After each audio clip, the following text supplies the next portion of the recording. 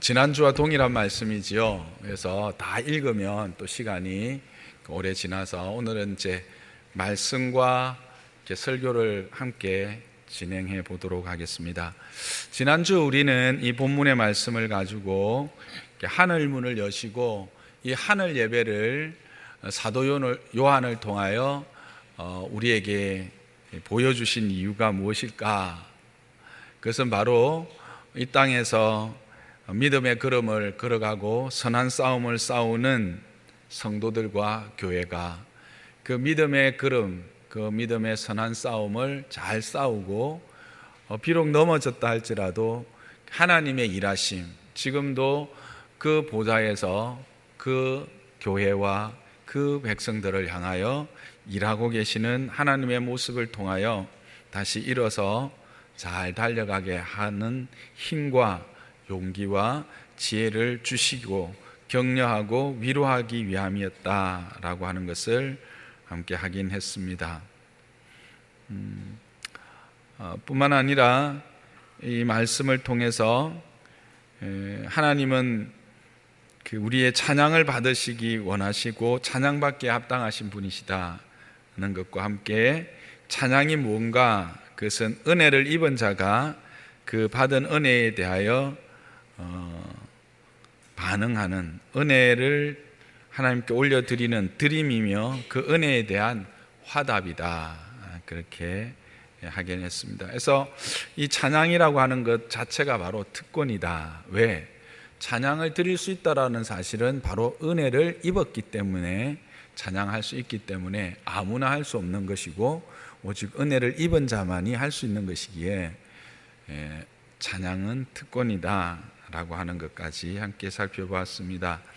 오늘은 그렇다면 그 같은 찬양의 이유들에 대해서 구체적으로 좀 무엇이 이들로 하여금 이와 같은 찬양을 하게 했는가를 살펴보므로 우리의 찬양의 이유, 또 우리는 왜 찬양해야 될 것인가, 또 우리가 와서 찬양하는데 그럼 우리는 어떤 제목으로 찬양을 해야 하는가 하는 것들을 확인해 보기를 원합니다. 그래서 오늘 본문에 나오는 그 찬양의 모습들만 구체적으로 좀 읽어보기를 원하는데요.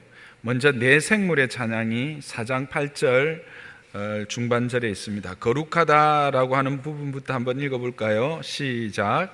거룩하다 거룩하다 거룩하다 주 하나님 곧 전능하시니여 전에도 계셨고 이제도 계시고 장차도.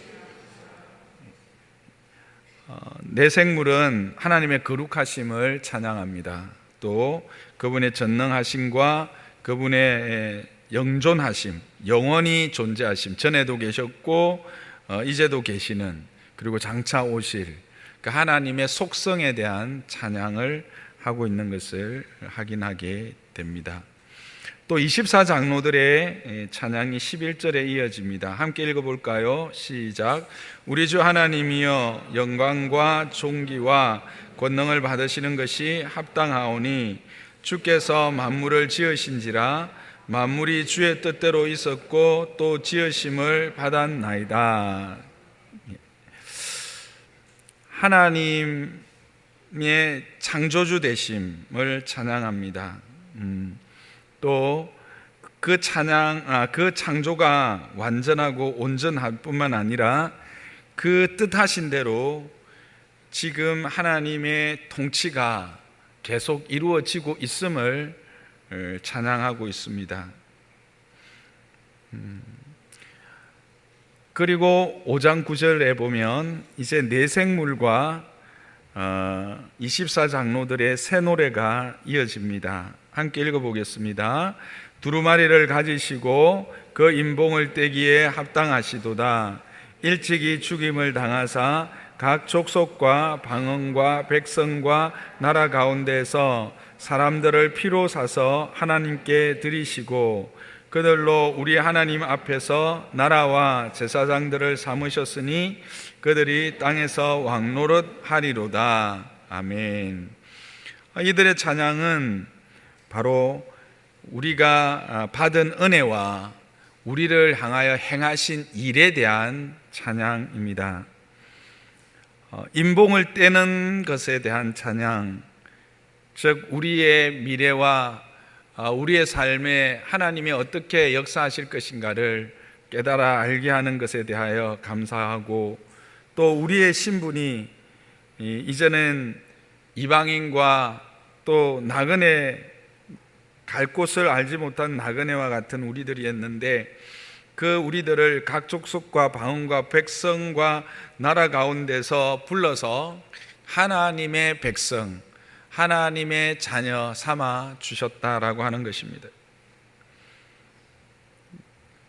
그래서 우리로 하여금 하나님 앞에서 나라와 제사장들을 삼으셨다.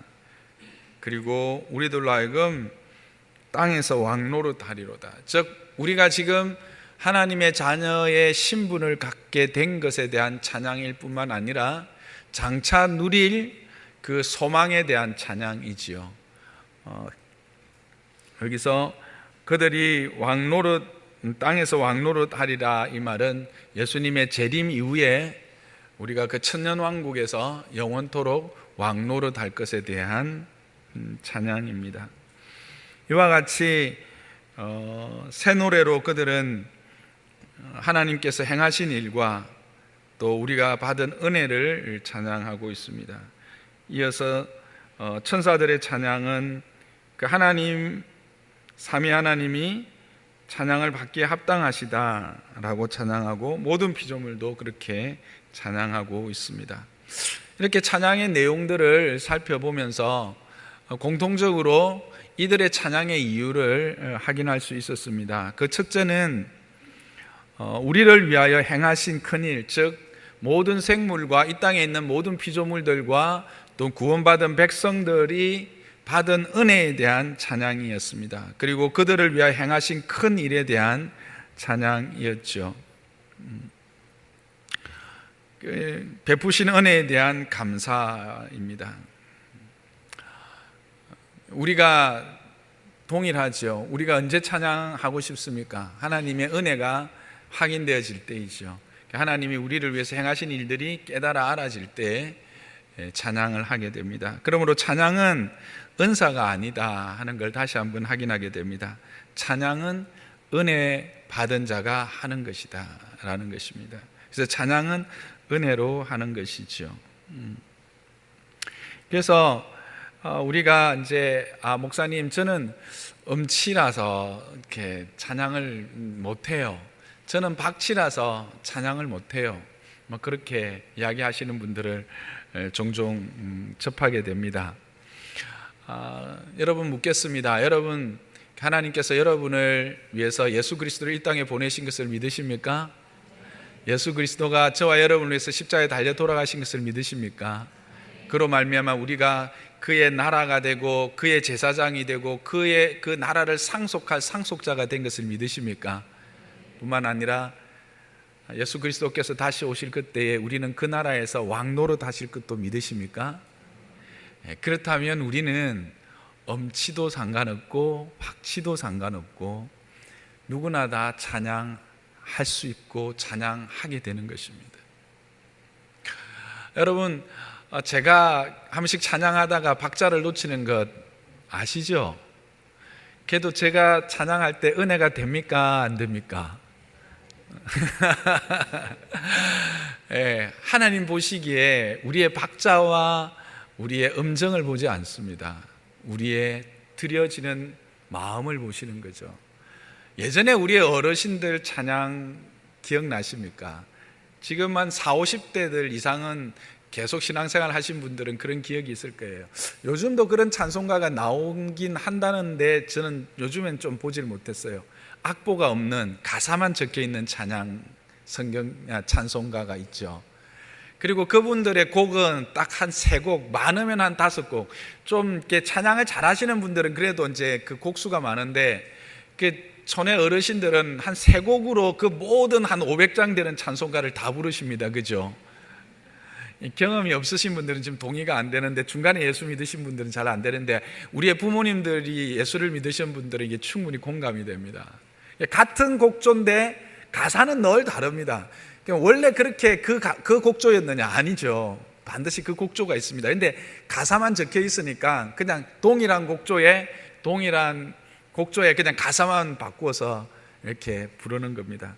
그래도 그게 참 은혜가 됩니다. 하나님은 그 찬양을 받으시는 겁니다. 찬양은 은혜로 드리는 것이죠. 모든 구원받은 자들은 다 찬양하게 되어 있습니다. 여러분, 하나님께로 은혜를 받으신 자입니까? 그러면 우리는 찬양하게 되는 겁니다. 찬양할 수 있는 것을 하나님이 우리에게 주셨다라고 하는 겁니다. 목사님이 하루는 이제 정신병원에 신방을 하게 됐어요. 이제 원장님하고 이렇게 신방을 하고 나오는데 보니까 그 마당에 아주 막 헐크같이 몸이 엄청 좋은 분이 이렇게 그냥 혼자 이렇게 앉아 계시는 거예요. 그래서 목사님이 슬쩍 걱정이 된 거예요. 저렇게 힘있고 저렇게 건장한 분이 한번 약간 이렇게 돼가지고 한번 확 기저버리면 이 큰일 나겠는데 저분을 그냥 저렇게 밖에 자유롭게 놔둬도 되나? 그렇게 생각을 해서 원장님한테 물어봤대요. 원장님, 저 사람 저렇게 그냥 자유롭게 놔둬도 돼요? 그랬더니 목사님 염려가 되시죠? 근데 저 사람 아무 염려 없습니다. 저 사람이 매일 저한테 와서 상담할 때 하는 말이 뭔지 아십니까? 원장님, 저는 너무 약해요. 너무 힘이 없어요. 좋은 약 주셔서 제한테 근육이 막 생기고 힘이 생길 수 있도록 좀 약 좀 주세요. 너무 힘이 없어요. 늘 이러고 있다는 겁니다. 자기 스스로가 가지고 있는 힘과 능력을 전혀 믿지 못하고 계속해서 그냥 근육을 붙여달라, 힘을 달라 그러고 있기 때문에 아무 일도 할 수가 없다라는 거예요. 목사님이 참 그 말을 듣고 너무 안타까운 거죠. 그러면서 우리의 신앙함도 그렇지 않느냐는 거예요. 하나님이 우리에게 이미 찬양할 수 있는 은혜와 능력들을 다 주셨는데 우리는 이런저런 이유로 찬양하지 못하고 있다는 거예요. 찬양 안 한다라고 하는 거예요. 여러분, 하나님께서 여러분을 구원하신 것을 믿으십니까?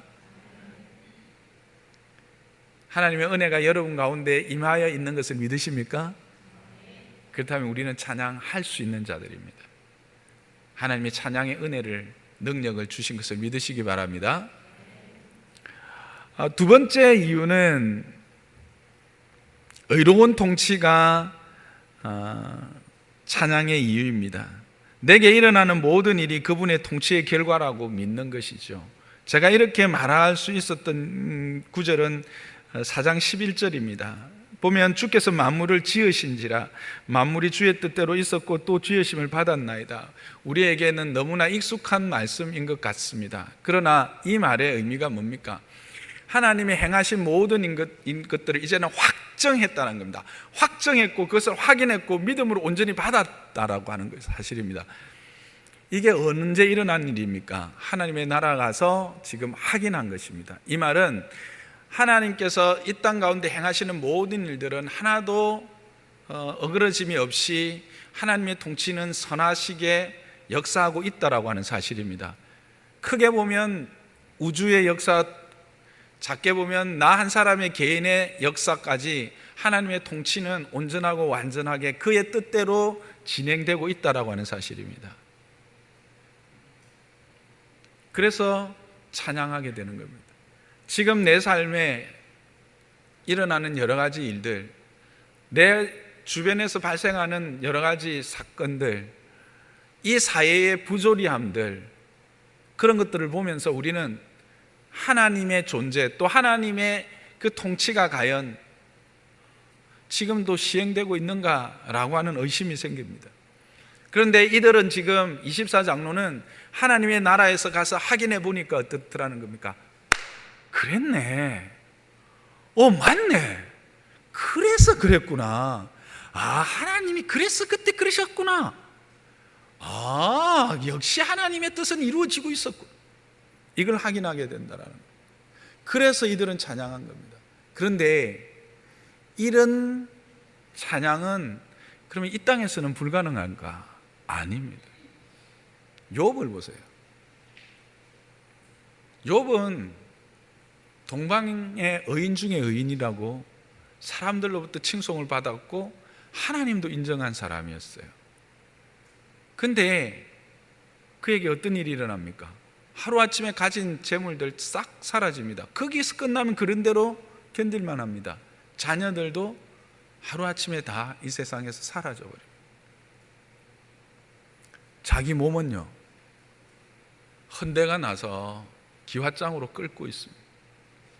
그것을 보는 아내가 어처구니 없어서 하나님은 저주하고 죽어비라. 경상도 여자라면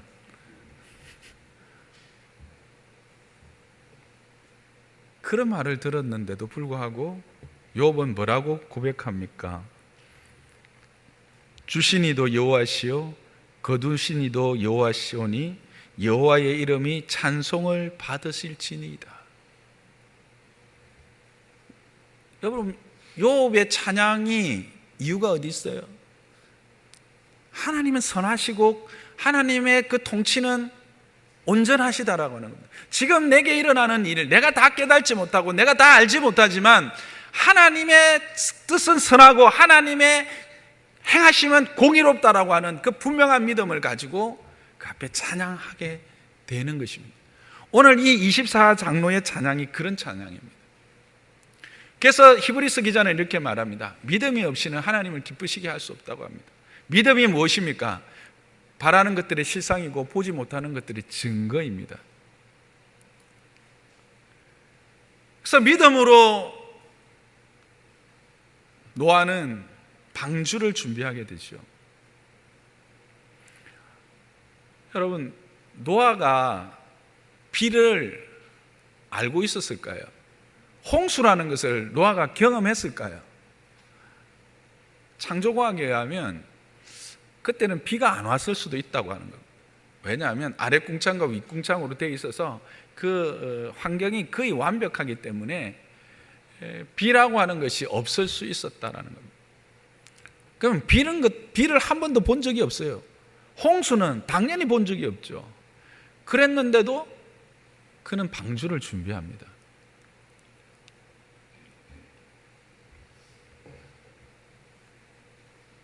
여러분,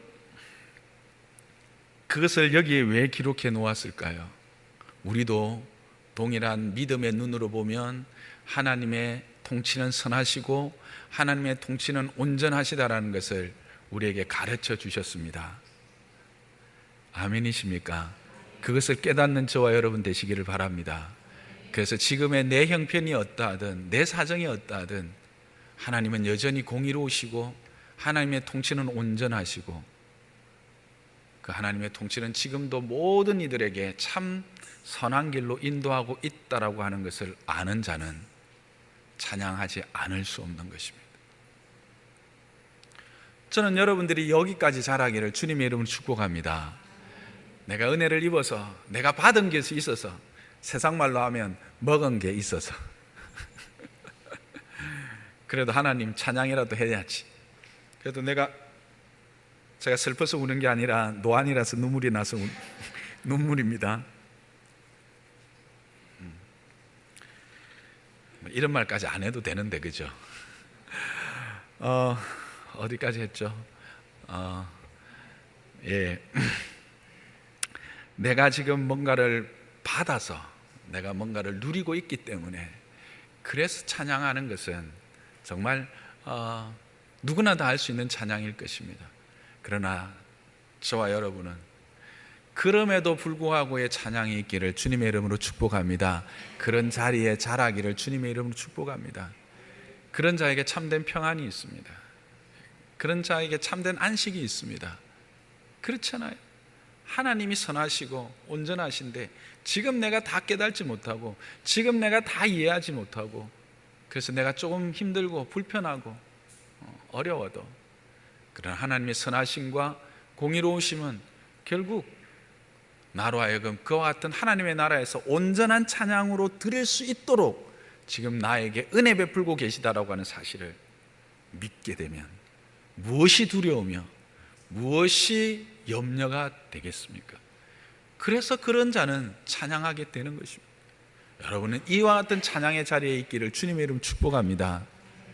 근데 한 단계 더 높은 단계가 있는 것 같아. 그게 뭐냐 하면 이 모든 찬양에서 빠지지 않고 하는 찬양이 있어요. 그것은 하나님의 존재 자체에 대한 찬양이에요. 하나님은 하나님 자신으로서 존귀와 영광과 찬양을 받으시기에 합당하다고 모든 피조물들이, 모든 천군 천사가, 모든 24장로 그리고 내생물이 찬양하고 있다는 겁니다. 그들의 찬양의 공통점, 그게 바로 하나님의 존재 자체에 대한 찬양입니다. 가정에서 비록 하나님의 그 통치 자체가 전혀 이치에 맞지 않는 찬양이라, 이치에 맞지 않는 거라 할지라도 하나님은 하나님 그 존재 자체로서 찬양받기에 합당하신 분이다 라고 하는 것에 확신을 가지고, 아니 그 사실 자체에 대한 찬양을 지금 돌리고 있는 것입니다.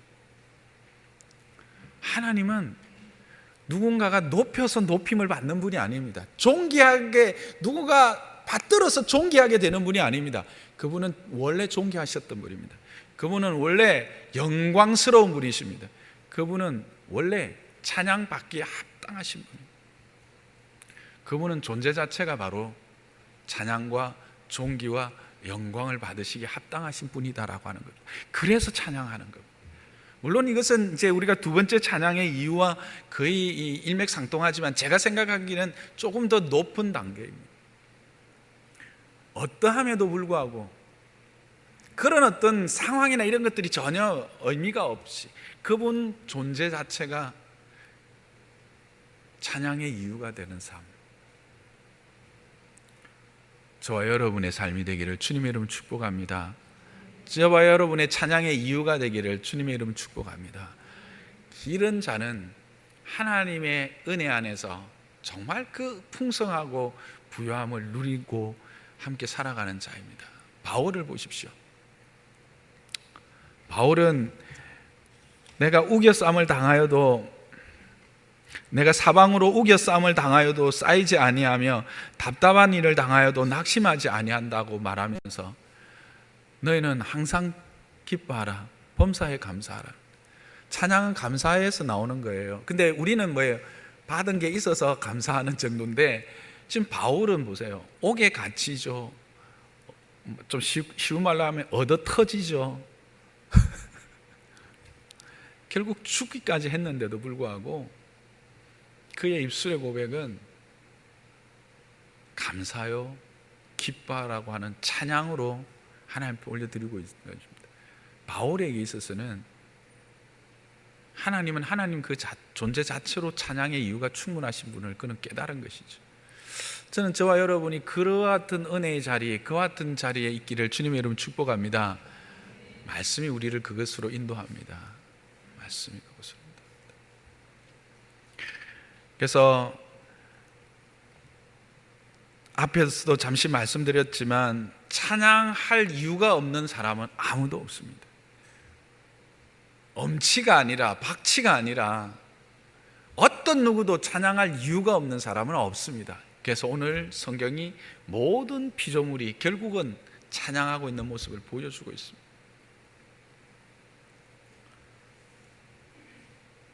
찬양하고 싶어도 못할 날이 올 수 있습니다. 어떤 한 성도가 입원을 했습니다. 찾아갔는데 설암, 혀가 암이 있어서 혀를 제거해야 된다는 거죠. 목사님, 제 마지막 소원이 있는데 내가 말할 수 있는 이 시간에 마음껏 하나님을 좀 찬양하고 싶습니다.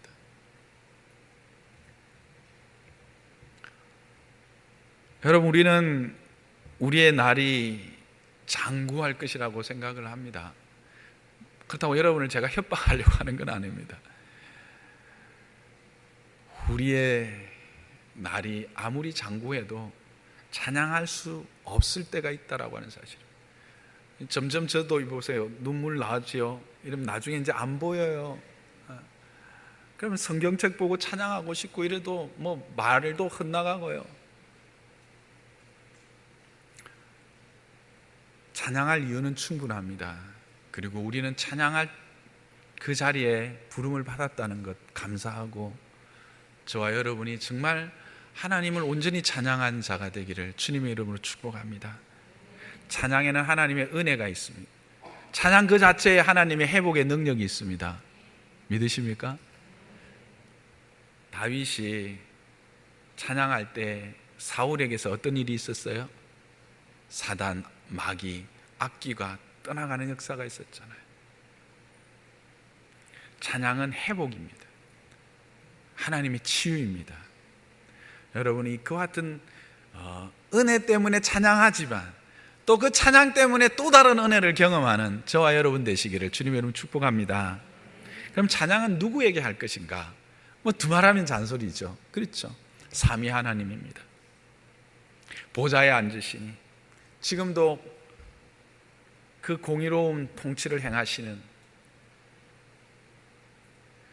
우리를 위해서 십자가에 지신, 그리고 우리의 모든 비밀들을 그 인을 떼셔서 성령을 통하여 우리에게 깨닫게 하시고 이 땅에서도 하나님의 나라를 누리며 우리의 미래, 우리의 장차 이루어질 모든 날까지 미리 보게 하셔서 이 땅 가운데 근심 없이 소망 가운데 살아가게 하신 그 어린 양,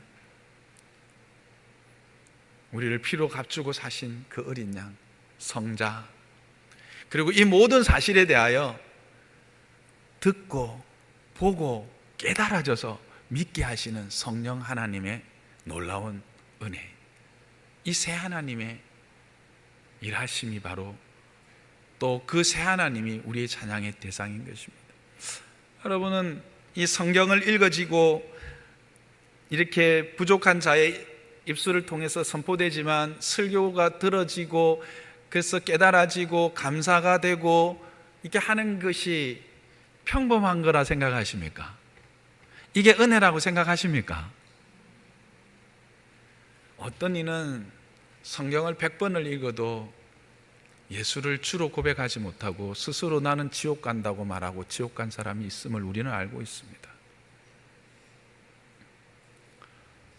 이게 얼마나 큰 은혜인지 모릅니다. 이게 성령의 은혜예요. 이게 성부와 성자와 성령, 만세전에 우리를 택하여 주시고 그 기쁘신 뜻 안에 우리를 불러주셔서 예수 그리스도로 말미암아 우리를 피로 값주고 사셔 이 모든 사실들을 깨달아 하나님께 영광 돌리는 자로, 그의 기업을 이을 자로 세워주신 이 삼위 하나님의 일하심은 무엇으로 찬양을 드려도 족한 것이 없을 만큼 큰 은혜예요.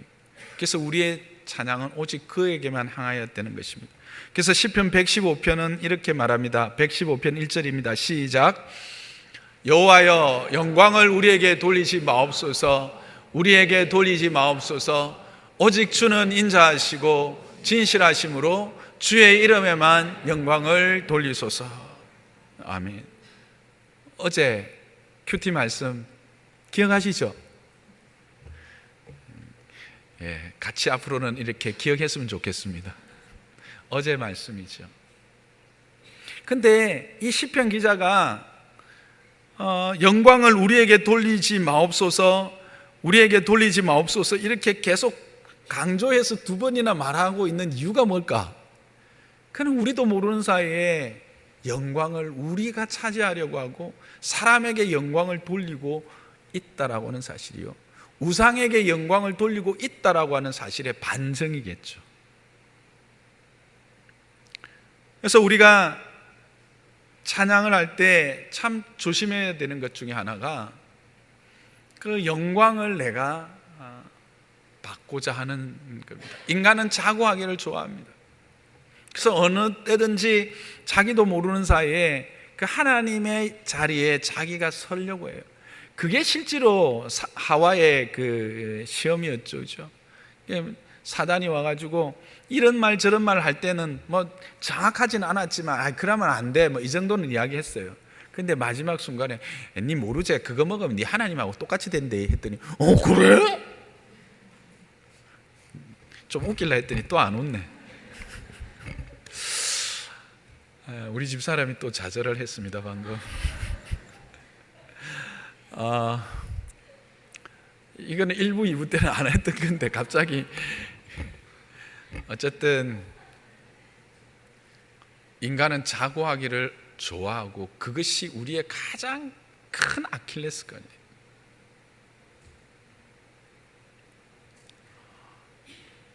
영광은 하나님께로만, 오직 하나님께로만. 그래서 우리가 잘 아는 칼빈 선생 같은 경우에는 이것이 자신의 삶의 좌우명이었어요. 오직 하나님께만 영광. 그래서 이분은 죽을 때 유언을 남겼죠. 절대 비석을 세우지 마라. 아시는 것처럼 개신교에서 존 칼빈이라고 하는 존재는 엄청난 존재입니다. 대한민국으로 따지면 세종대왕, 이순신 장군 그 정도라고 해도 과언이 아닐 만큼 개혁주의 교회에서는 절대적인 존재입니다. 그는 안 거죠. 인생들이 얼마나 어리석은지. 그래서 그가 혹시 죽어서라도 자기가 그 하나님의 영광을 취할까 봐 절대 비석을 만들지 말고 해라. 그래서 최근에 한 100년도 안 됐습니다. 그 존 칼빈의 무덤일 것이다 라고 하는 무덤이 발견된 것은 제네바에 공동묘지가 있는데, 그냥 일반인들이 묻히는 공동묘지가 있는데 그 한켠에 이렇게 표지석 같은 게 하나 있는데 그 밑에 이렇게 까만 표지석으로 되어 있는데 단 하나 J, C 딱 두 개만 있습니다. 존 칼빈의 약자로 보고 그것이 아마 칼빈의 무덤일 것이다 그렇게 생각하고 이렇게 한 번씩 이렇게 그 제네바를 방문하면 이렇게 한 번씩 돌아봅니다.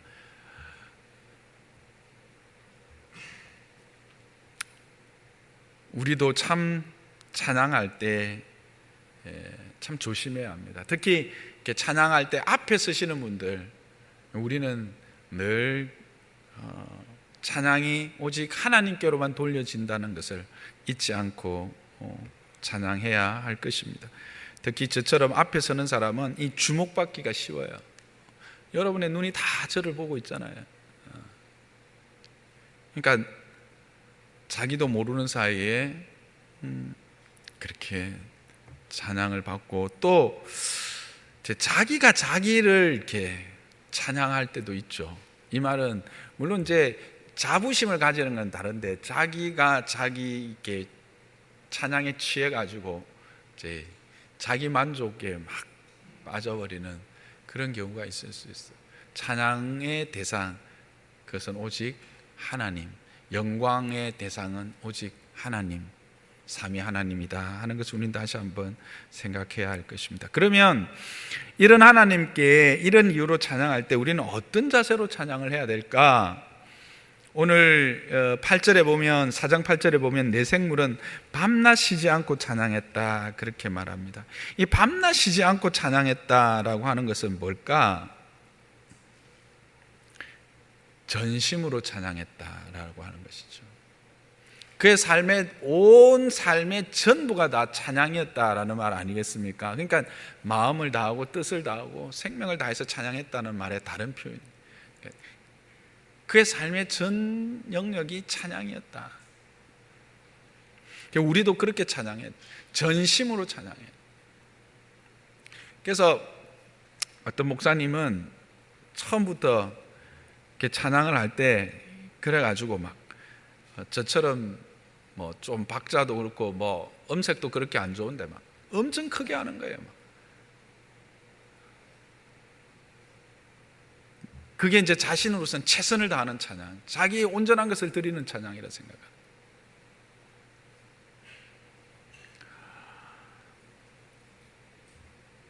그리고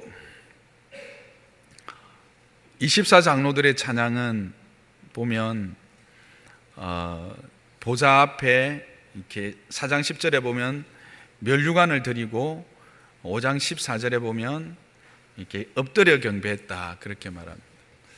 이게 5장 10절에 그렇게 멸류관을 드린 이유가 뭘까요? 11절에 보면 우리가 하나님의 통치, 하나님의 다스림은 온전하고 선하시다라는 것을 확인해서 지금 내가 이 멸류관은 상으로 받은 거잖아요. 이 상으로 받았는데 보니까 이게 내가 잘해서 받은 게 아니야. 뭐예요? 하나님의 통치가 내게 온전해져서 받은 것이기 때문에 겸손하게 드릴 수밖에 없었던 거예요. 그러니까 이것은 겸손함, 내 것이 아니라 다 하나님께로부터 온 것이고 하나님의 것입니다라는 겸손함, 온전한 드림, 그런 자세, 낮은 자세. 정말 이 찬양의 자세는 감사와 겸손, 그게 바로 이 찬양의 자세로 알 수 있습니다. 나는 가수다라고 하는 프로그램이 있었죠. 여러분도 즐겨보셨죠?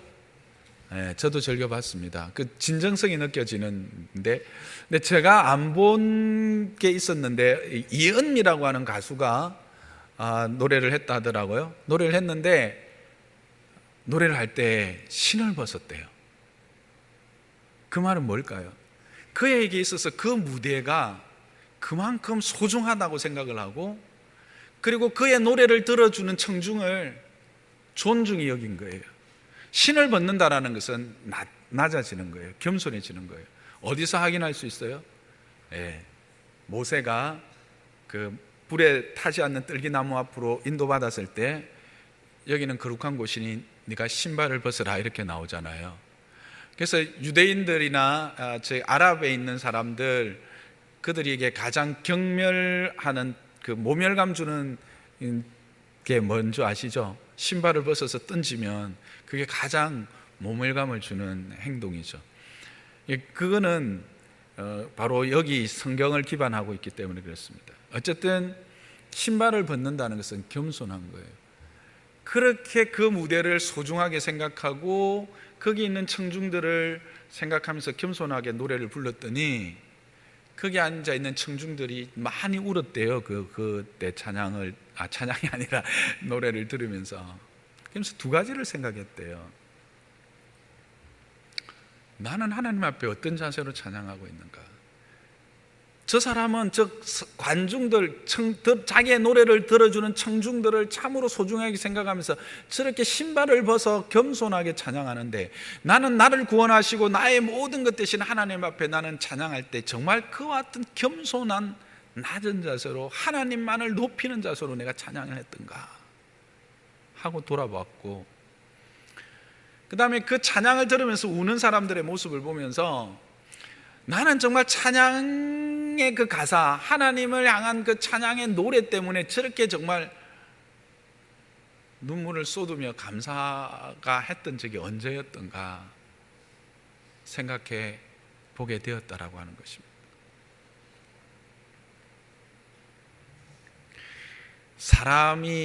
사람의 노래를 부르는데도 이와 같이 겸손함과 그 듣는 자에 대한, 대상에 대한 정중함을 가졌다면 우리가 찬양한 자세는 어떠해야 할지를 참 생각해 하는 모습인 것 같습니다. 저와 여러분 정말 하나님 앞에 겸손히 그리고 전심으로 찬양하는 저와 여러분 되기를 주님의 이름으로 부탁드립니다. 그래서 이런 찬양을 전심으로 드리다 보면 나도 모르게 찬양 가운데 하나님 앞에 이렇게 손을 들거나, 또는 어떨 때는 정말 청년들은 막 춤을 추기도 하고 막 그렇게 하죠. 그런데 우리가 그럴 때 참 조심해야 되는 것이 있습니다. 그것은 이 앞에도 잠깐 말했던 것처럼 이 찬양이 나를 위한 찬양이 되기 쉽다라고 하는 것입니다. 내 자신이 그 찬양에 그냥 젖어서, 그러니까 내가 감동을 받고 그 찬양 자체가 내 영광이 되는 그런 손을 들거나 이렇게 할 때도, 그래서 오직 하나님께로만 되어져야 되고, 또 그런 찬양들을 할 때 이제 우리가 또 쉽게 판단하는 경우가 있어요. 특히 이제 개혁주의, 우리 교회처럼 개혁주의 교회, 우리 교회는 이제 그렇진 않은데 이제 뭐 손을 드는 것을 아주 터부시하고 박수 치는 거는 전혀 용납이 안 되는 그런 교회들이 있죠. 물론 그 문화를 제가 전혀 무시하려고 하는 건 아니지만 어쨌든 찬양을 드릴 때 그 찬양의 모습들을 또한 너무 이렇게 재단하는 것, 그것도 옳지 않은 것 같습니다. 찬양은 은혜에 감격하여 드리는 모습 그대로 받고, 그 대신 우리가 너무 과하게 하여서 다른 사람이 찬양하는 데 집중되지 않도록 하는 것 또한 우리가 피해야 되겠죠. 그렇죠? 아주 조용하게 그 하모니를 넣어서 찬양하는데 막 불협화음을 넣어가지고 혼자 막 고함을 질러버리거나 그래서는 안 되겠죠. 그런 것을 말씀을 드리고 싶습니다. 또 우리가 이제 이 찬양을 하면서 좀 생각해 보고 싶은 것은 자세 중에 찬양, 준비 찬양이라고 하는 겁니다. 여러분, 준비 찬양이라고 하는 게 있을까요? 없을까요? 있으면 있다 할 수 있고 없으면 없다 할 수 있는데, 저는 준비 찬양이라는 말은 개념이 맞지 않는다고 생각합니다. 특히 이제 예배를 드리기 전에 이렇게 예배를, 예전에는 이제 이렇게 목사님이 나오셔서 땡 치고 이제 사도신경함으로 예배를 시작하겠습니다, 또는 주악에 맞추어서 묵도함으로 예배를 시작하겠습니다, 이렇게 했을 때 그거 하기 전에 이제 오셔가지고 이제 이렇게 맹숭맹숭하니까 예배 드리기 전에 한 5분 전에 이제 나와서 준비 찬양하고 예배 준비하겠습니다, 이렇게 이제 했어요. 근데 그게 제가 기억에 또렷한데 70년대 후반부부터예요. 그러니까 저는 초등학교 때도 참 그래도 어른들하고 예배를 계속 드렸던 것 같거든요. 그래서 그때는 없었는데 제가 중학교쯤 되니까 어느 날 되니까 기타 치는 선배가 나오더니 이제 예배 시작하기 전에 우리 준비 찬송 하나 하고 하겠습니다 하면서 이제 준비 찬송 하고 하더라고요. 그럼 그 다음부터 이 준비 찬송이라는 게 아예 그냥 그 예배 전에 늘 하게 되어지더라고요. 그러면서 이제 그 이후에 예수 믿으신 분들은 준비 찬양이라는 게 있구나, 이제 그렇게 생각하실 수도 있어요. 그러다 보니까 우리 교회 같은 경우에는 뭐예요? 많은 분들이 임내송부터 예배다 그렇게 생각하시는 분도 있고, 어떤 분은 사도신경부터 예배다 그렇게 생각하시는 분들이 있어요. 아닙니다. 예배는 여러분들이 예배를 위해서 가정에서 출발할 때부터 예배는 시작된 겁니다. 아니, 그 전날 예배를 위해서 기도하고 준비하고 주무셨다면 거기서부터 예배는 시작된 것입니다. 그리고 우리가 함께 드리는 이 공예배는 첫 찬양이 시작되는 것부터 예배입니다.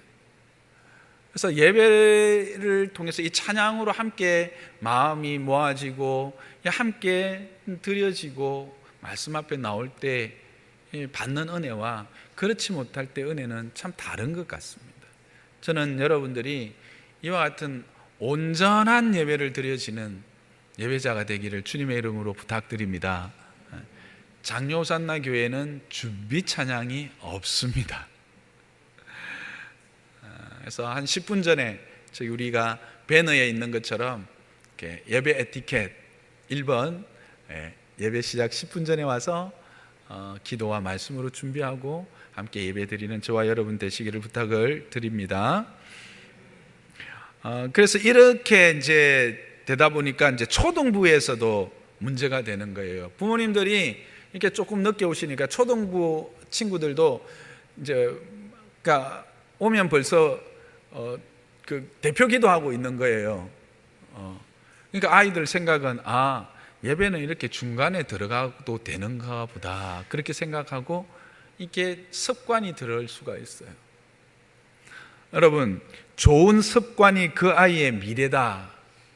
동의하십니까? 여러분, 우리의 모든 것들이 습관들이기예요. 공부도 그렇고요, 운동도 그렇고 습관이에요. 좋은 습관이 들면 그 아이는 그 좋은 습관에 의해서 그 아이의 미래가 결정되는 것 같습니다.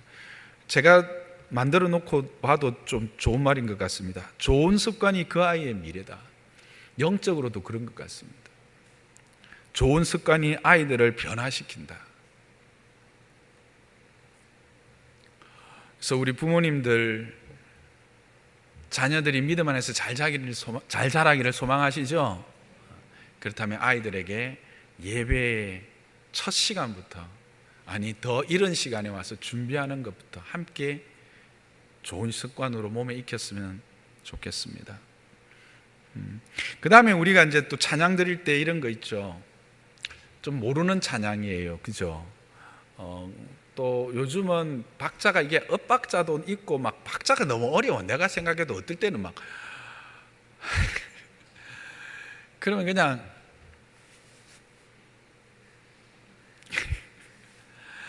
어쩔 때는 이게 찬양 인도하시는 분들이 막 찬양 이렇게 앞에서 리드하다가 그분하고 눈이 딱 마주치면 그냥 가슴이 털컥 내려앉는데, 내가 혹시 이 찬양 부르기 전에 멘트를 했는데 뭐 실수를 했나? 저분이 뭔가 화가 났나?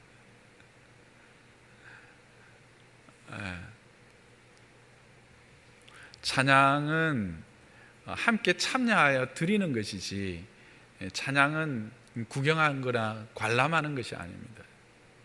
그래서 우리 교회에 오신 분들 중에 등록하면서 등록의 이유를 말하고 하니까 이 찬양이 너무 좋고 막 마음껏 찬양할 수 있어서 너무 좋아서 등록했다는 분도 있었어요.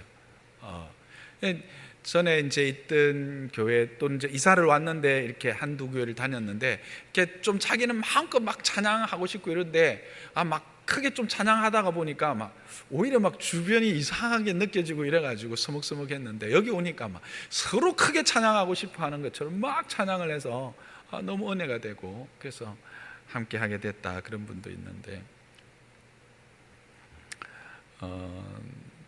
이렇게 조금 모르는 찬양이라도 가사를 음미하면서 이렇게 한번 따라 불러보면 분명히 거기에 은혜가 있습니다.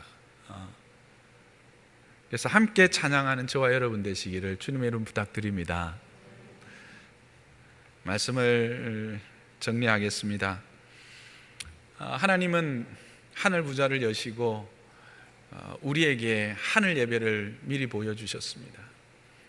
이 땅에 믿음의 걸음을 걸어가고 영적 전투를 싸우는 것은 쉽지 않기 때문에 좌절하고 넘어져서 일어나지 못할 때가 있습니다. 그러나 하나님은 하늘 예배를 미리 보여주심으로 그와 같은 힘들고 어려운 상황 가운데서도 하나님의 공의는, 하나님의 통치는 여전히 공의롭게 하나님의 뜻에 합당하게 시행되어지고 통치되어지고 있다라는 것을 보여주십니다. 그래서 그 통치를 통해서 우리가 힘을 얻고 다시 일어서서 이 믿음의 전투를 잘 수행하기를 원하고 계시는 것입니다. 그 믿음, 그 예배의 찬양이라고 하는 것이 아주 중요한 자리를 차지하고 있음을 우리는 확인하게 됩니다. 그리고 그 찬양이라는 것은 바로 은혜 받은 자의 화답이다, 은혜 받은 자의 드림이다라고 하는 겁니다. 그 은혜라는 게 뭔가, 우리가 받아 누리는 은혜 1차적으로는 생각할 수 있습니다. 그리고 2차적으로는 그러하지 아니함에도 불구하고 내가 느끼지 못하고 내가 알지 못하지만 하나님의 통치는 여전히 선하고 아름답게 행해지고 있다라고 하는 사실, 그렇지 아니한다고 할지라도 하나님은 그 존재 자체로 찬양받기에 합당하신 분이기 때문에 우리는 찬양해야 하는 것입니다. 그리고 그 찬양을 할 때 우리는 진심으로 그리고 겸손하게 그분을 찬양해야 하는 것입니다. 저와 여러분의 찬양이 이와 같은 찬양이 되기를 주님의 이름으로 축복합니다. 이와 같은 찬양이 될 때 우리 예배가 어떤 예배가 될까요? 하늘의 예배가 되는 것입니다. 여기에 그 사도 요한이 보고 감격하고 정말 놀랐던 그 예배가 우리 가운데 실현되어질 것입니다. 그것을 소망하면서 그런 바른 예배자, 바른 찬양자가 되시기를 주님의 이름으로 축복합니다.